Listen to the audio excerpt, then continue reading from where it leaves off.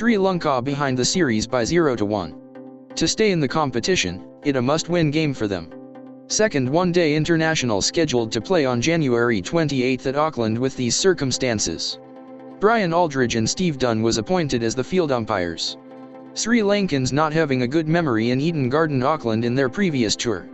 Kiwis scored mammoth 304 for 5 in their 50 overs, including Glenn Turner's 140 in 130 balls with 13 fours and 3 sixers.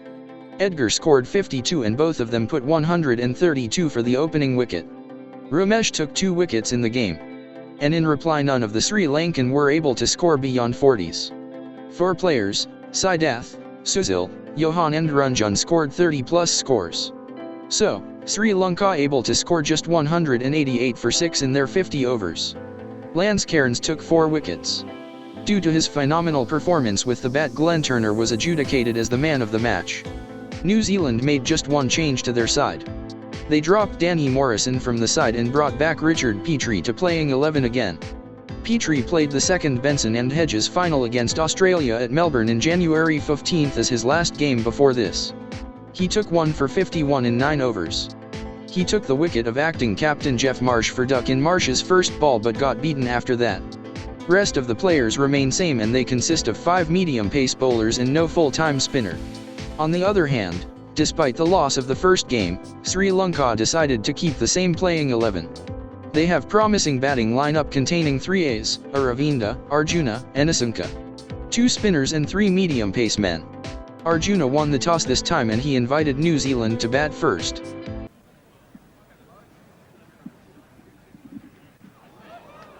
And a wide from Labrooy.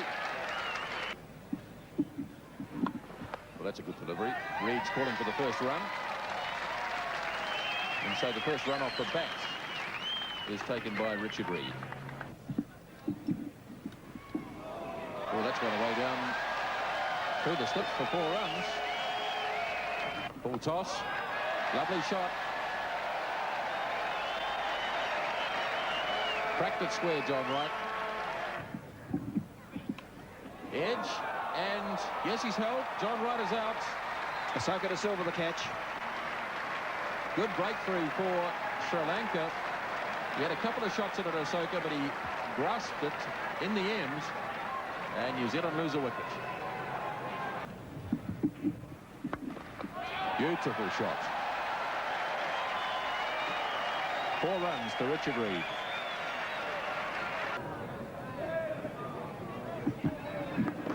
Oh, that's a magnificent stroke. Applause from Richard Reid at the non-striker's end. A glorious cover drive for Martin Crowe. Crowe goes after it this time. That'll go to the fence. So that's quite a reply from Martin Crowe.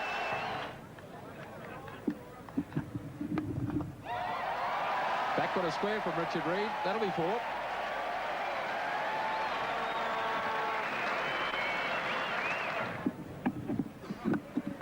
Beautifully turned by Crowe. 4 runs. Ratnayaka 2 full. And Crowe smacks him out to the boundary. There's Crowe playing across the line again, and he's found the gap this time. It's the pace of the ball this time, just took the ball finer down the onside, and he got the sweep going. You can see there, though, it was outside off stump, so he was rather fortunate to get it as fine as that. It tends to go squarer when you lap from that line. So Martin Crowe deciding here that if the line is outside the line of the stumps, irrespective of whether it's leg or off, that he's going to opt for that shot.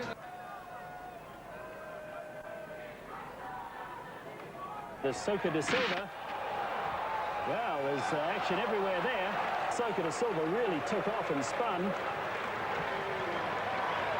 And Richard Reid's been run out.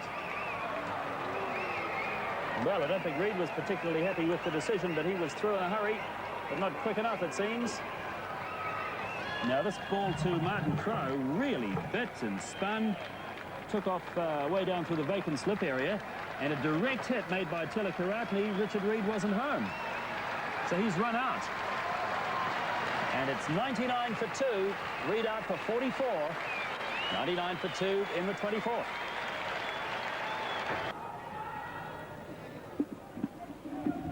Martin Crowe punishing down to the unprotected boundary at third man, 4 runs.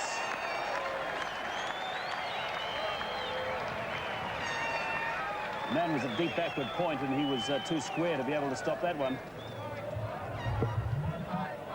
So Crowe punching it down through the gully and hit with such force and timing, no chance of that ball being fielded. And there's 50 for Martin Crowe, well played. Lovely innings from him, his 24th in one-day internationals.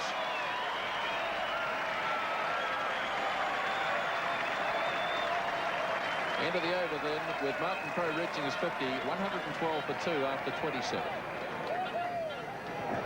Getting a little frustrated, I think, Andrew Jones. He's faced 15 deliveries for 4 runs so far. That's more like it. Lovely stroke. In fact, a beautiful stroke. The flags wave, and the crowd cheers as Andrew Jones hits his first boundary. Well, he is a magnificent striker of the ball on the offside. He just hits it so well. That was beautifully timed and positioned so well in a gap between the fielders. He just raced across this very quick outfield indeed. This one's in the air. Crowe could be in trouble here, and he is. He's out. Bit of a top edge, and Martin Crowe's very good innings is ended with that sweep shot, which caught a top edge, and he's gone for 64. Ashoka was on. He'd swept him a lot. There's always a bit of a risk when you sweep against the spin of a leg spinner, but he'd done it well. He'd done it with control, and that one just got a little high on the back. And Gurusinha, who's back there on the backward square leg boundary, made no difficulty of that at all. 134 for 3 now. Ashoka bowling, and Ian Smith swept him down very fine. Rumesh has got a big chase, but he can flag that one away. 4 runs to Ian Smith. With that sort of stroke. Gosh, that's a good shot by Ian Smith. Straight down the ground for 4. Oh, Ian Smith with a monstrous hit. 4 more. He's put away those first ball blues of Napier. And Smith finding the middle of the bat with regularity here.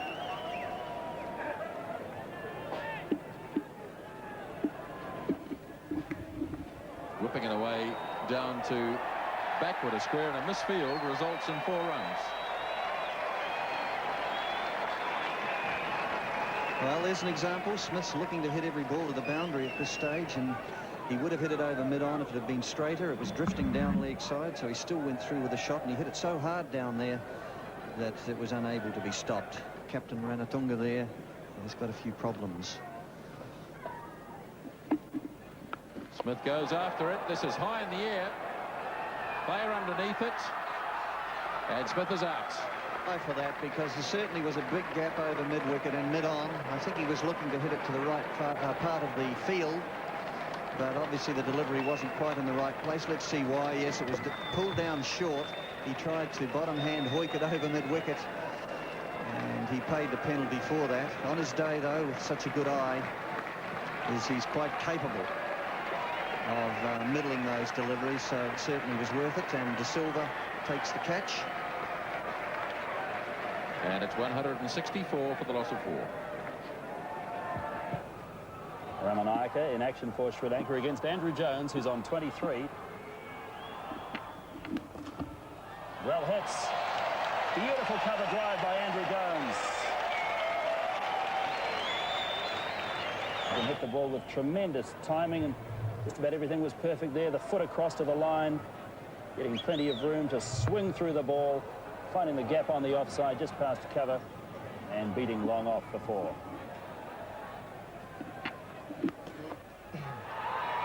Well fielded. And he's appealing for a caught and bowled.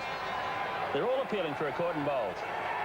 And finally, he's been given out. I'm sure umpire Brian Aldridge put his finger up. Well, he certainly pointed at something.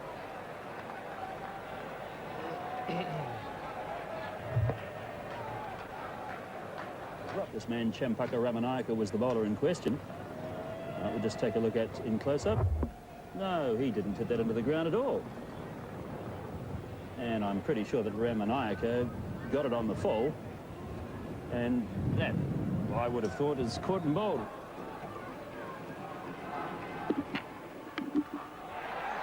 And he's going to concede a boundary now. Aravinda won't get to that. It's in the air. Aravinda's waiting for it on the boundary. Will it clear him? No.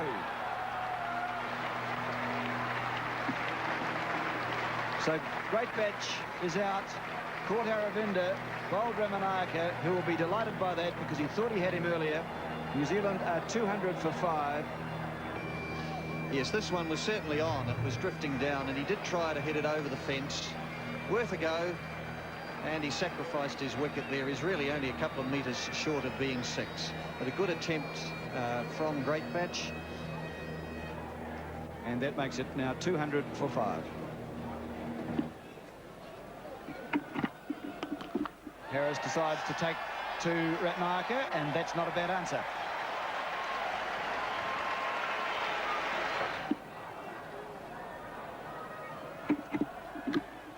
Well, he snuck it away down through fine leg.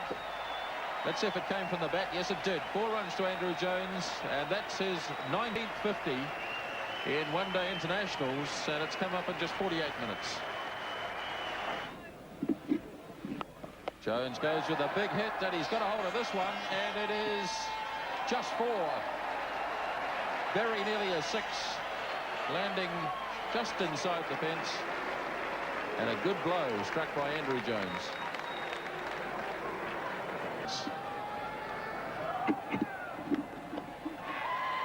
And they'll have to settle for 1 run. They might even look for a second. No, they don't bother. So New Zealand finish on 242 for the loss of 5. Good news from Sri Lankan side is that they removed previous game man of the match, John Wright, for just 4 runs. Then skipper Crowe joins Reid and both put 83 for the second wicket. Reid goes for 44 at this point and he scored 4 boundaries. When the score was at 134, Crowe departs for 64 in 93 balls with 6 boundaries. This is Martin Crowe's 24th one-day 50. He scored his last 55 games before an overall. This was his 4th 50 against Sri Lanka. Vice-captain Ian Smith came next and hit some runs all over the park, and he scored quick 21 off 14 with 4 boundaries. Greatbatch goes next for 14. Harris and Jones played till the innings end and they lift the score to 242 for 5 in their 50 overs. Andrew Jones scored 64 not out in 76 balls with 4 boundaries. This was his 19th 50 in one-day internationals and 3rd against Sri Lanka. 1 run out in Kiwi innings and rest of the wickets divided among Labrooy, Ramanayaka, Ratnayaka, and De Silva. Cherith goes for Watson again. But that pitched round about middle and leg, bounced a lot and left him. It was a good delivery, and Hashan made a steady but slow 25. He's got this one all right. He's got a very fine, and you get 4 runs for it. Certainly not out of the textbook, but effective enough. There's no first slip now. And Hashan picks up 4 runs. Star of the innings was Asanka, who made 81 runs. That's a powerful stroke. Nicely placed too by Gurusinha. And that's a boundary as Larson straight outside the off stump. Well, that's an indication of where you don't bowl to Asanka Gurusinha, because he played that very, very well indeed. It was too short, too wide, and he picked the gap beautifully. He hit the ball very strongly. Moved onto the front foot first, then saw that it was short, and back he went. Beautifully balanced.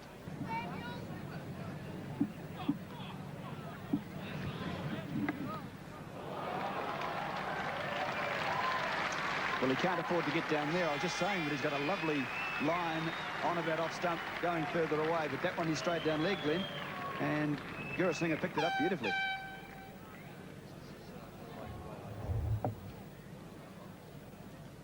now this is more like the way I bowled, actually. Down leg side and slow, and hit for 4. Yeah, similar pace. He might be just a little sharper than I was. Arjuna scored another 20-plus score. Feeling pretty good. Here's Chris Pringle now bowling to Ranatunga. That's a bold shot. plenty of wood on that one, and that's coming right down to where we're sitting. Willie Watson. Missed that one if it had been early in his innings, but starting to see it more, he was able to follow it across and tie bowl. Chris Harris. Down leg side and slow, and hit for 4. Yeah, similar pace. He might be just a little sharper than I was. And Chris Pringle took 2 wickets each.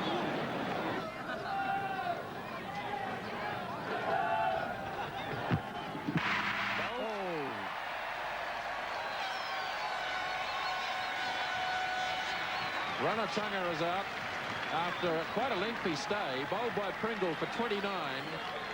So with just 1 over, 6 balls to go, Sri Lanka 171 for 8. And well done, Chris Pringle, too. A lot of fancy footwork there, trying to guide the ball, as he has during the whole of his innings. He's had 57 balls and missed that one, and to his misfortune, it happened to be straight. Disappointing for Ranatoga, but he's carried them through to the last over. Cherith and Hashan made a slow start. Once Cherith departs, Asanka came to the middle and starts scoring runs. At the score was 63, Hasna departs and Sunara Ravinda goes for a duck. Arjuna joined Asanka and put up another 46 runs for the 4th wicket. Roshan goes for 10 next, and Rumesh Ratnayak got a promotion and lift the total to 169 before he goes for Pringle for 22. Sooner Pringle took the wicket of Sanath for 4 runs. When the score's at 191, Sri Lanka lost their highest scoring batsman Asanka Gurusinha for 81. Gurusinha scored this runs in 90 balls span in 146 minutes time with 6 fours and 2 sixers. This is the first one-day international 50 scored by a Sri Lankan in New Zealand. Previous highest score lies with Somachandra de Silva in 1983 at Napier for his performance of 37 not out. Also, this is the highest score by any Sri Lankan batsman against New Zealand in one-day games, passing previous record of 64 not out from Roy Dias in 1983 World Cup at Derby. Overall, this is 12th 50 against opponents from Sri Lankan side. And this was Gurusinha's 10th one-day 50. He scored one after almost 11 months' time. Soon after Asanka departs, Sri Lankan innings collapse for 201 runs in 44.4 overs. Watson, Pringle, and Harris took 2 wickets each. Despite the 350s in the match, Chris Pringle was adjudicated as the man of the match. He not got opportunity to bat today, but he took much needed wickets of Rumesh and Sanath to win the game for them. Playing in his 17th game, this is Pringle's first ever man of the match award. So, New Zealand won the one-day series easily by winning the second game by 41 runs. And it's time to start the test. Let's find out what happened in the first test in our next episode.